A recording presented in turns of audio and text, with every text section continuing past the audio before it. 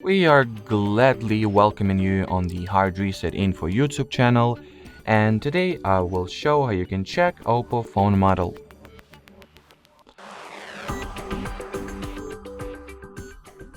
So the quickest and the easiest, in my opinion, way to do that is by launching settings, then going for the about device category.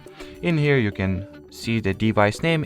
If it is unchanged, you can already see the model name, or here is the precise technical model over here. In my case, that's CPH2339. Or you can also do that by going into status, copying any of the email numbers you have over here, and then, check the email number through any email checker service. We have, or rather, I will just recommend you the one that I always use and the best one out there, if you ask me, that is email.info. So simply go to the email.info webpage. At the main page of this website, you'll have this field that you will need to pass the earlier copied email number to, then confirm that you are a human through CAPTCHA.